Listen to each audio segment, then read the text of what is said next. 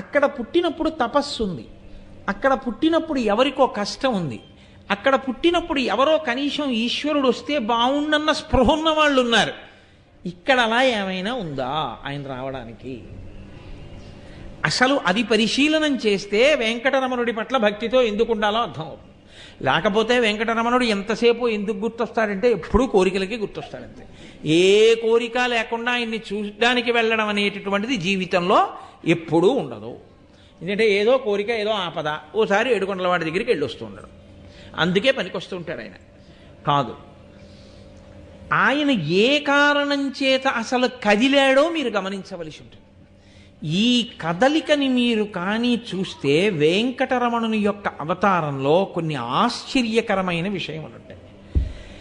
వెంకటేశ్వరుడిగా ఆయన మాట్లాడినది చాలా తక్కువ, అసలు మాట్లాడలే.